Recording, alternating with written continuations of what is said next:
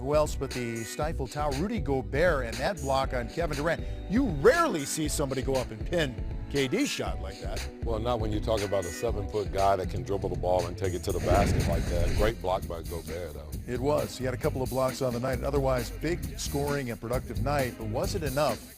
As it was hashtag nightlife time in Salt Lake City at Vivint Smart Home Arena, down 0-2. Kevin Durant popping that one.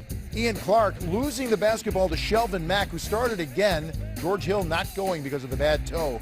Rudy Gobert on the fast break. Got to get some empty baskets if you're going to have a chance against the Warriors. You do. David West to Draymond Green. Otherwise, a pretty quiet scoring night, but loud otherwise for Dre, for sure. Golden State was up by 5, but Gobert, nice. He slips that to Boris Diaw for a slam. Jingles. He'll drive it. Lay it up and in, and one. And Draymond just yanked Rudy Gobert down with an arm bar. And he argued received a technical. Now he did not like that at all. Received his third foul. He headed to the bench and taunting a little bit the crowd with the 2-0 hand gesture. Very nice. 3-0 in game 4. Now we can do the 3-0 hand gesture. Kevin Durant, the three-pointer. And Draymond, there's the technical from the bench. From the bench. And once again, you have Matt Barnes there as the peacemaker. Who? Matt Barnes, that's it. All right. The voice of reason.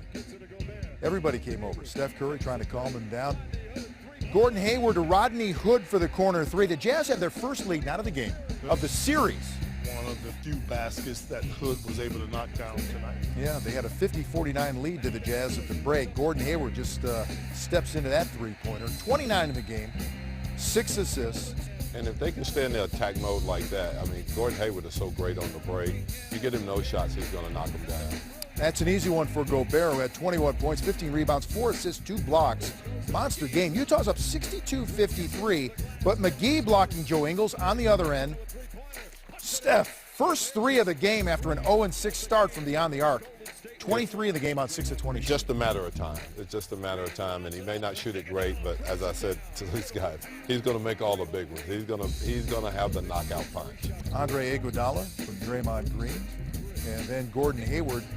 The Joe Ingles, that was a big three-pointer, tied the game at 78. This was exciting. This is when it looked like Utah had a chance in game 3. And then 35 stepped up and made some really, really MVP-type shots. Well, he just took the game over, really. I mean, down the stretch, he's the very reason that they won the game.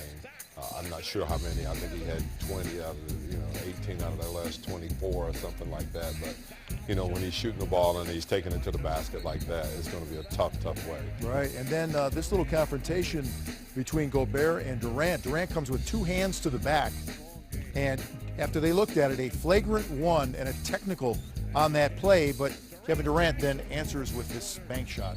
Well, those were lovers, not fighters. Gobert and Durant.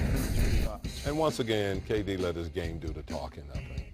Hashtag night-night 102-91. Durant, 38-13, his playoff highs, and it is a 3-0 lead with Game 4 set for Monday in Salt Lake City as Golden State moves to 7-0 in postseason for the first time as a franchise. So we saw this, and this is the one, guys, that we talked about in our pregame, embracing for this. This was Utah's opportunity. They were coming home. They felt they had moments in the series, and they also had that lead in the third quarter. But then again, on the other side of things, in the blue and gold, they had KD and they had Steph to make big shots. Well, in close games, Vince, you need quality possessions, especially in that fourth quarter. And they just didn't get the quality possessions. I told Coach Gentry, I felt like the wrong guys in a timely manner, very important part of the game, turned the basketball over. I thought Mac did a good job filling in for George Hill, but just not enough savvy down the stretch of this game to pull it out in that fourth quarter. Right, and that's part of the process. This is a team that's back in postseason and feeling their way, and not the least of which, and it's not an excuse, George Hill did not play again. And it's like Harp says, Alvin, he's a real calming factor. He is a real calming factor, and I think as you heard Coach Snyder talk, there's a lot of things that they have to build on here, and obviously being down 3-0 is going to be tough, but there's a lot of good things that's happening with this team. They're moving forward. I think the effort that they gave tonight was great. As he said, I thought the fans did a great job of keeping them in the game. They just could not come up with that big shot to either sustain a lead or either cut a lead. So obviously you're playing a Golden State team that have been there.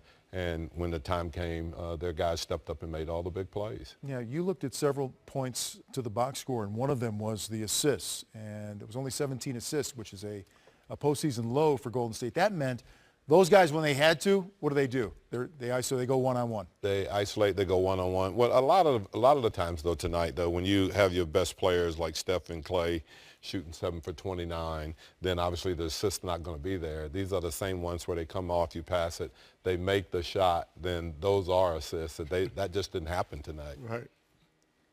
Looking at Rudy Gobert here and the night that he put together, even in what might be a sweep, what are you seeing out of his game this year and beyond?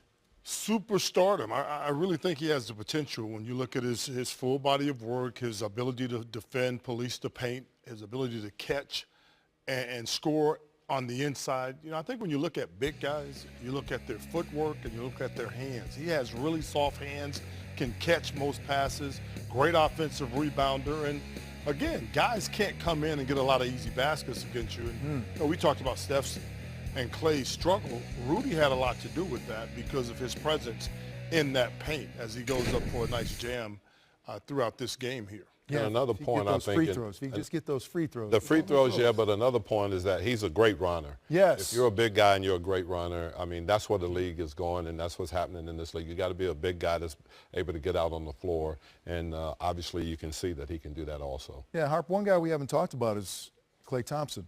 That's because Klay had a very, very tough game. In fact, his worst career playoff field goal percentage, he was just 1 for 9 in this game. Very rare. Very rare. He was very quiet, did a good job defensively, I thought, throughout this game. Really forced Gordon Hayward into some very difficult baskets, but it's very uncanny for Klay not to get involved on the offensive end of the floor, and that's why Utah was in this game, because of the backcourt problems that they had throughout this game. But we can break this down 6 ways till Sunday, but if you look at it, you get guys like Klay Thompson that really struggled offensively. Draymond, after his previous game, also not there offensively, although he chips in, though, with 9 points, 10 rebounds, and 5 assists. So he does a lot of things. But you got that guy that can rescue you now. You have – it used to be Steph. Now you got a couple of guys that can pull you out of the fire. Well, your best 2 players, you know, supposedly your backcourt that's so great, shoot the ball, I mean, as poorly as they're ever going to shoot it. But there's another guy to say, don't have to worry, I got this. And he had it. He had it tonight.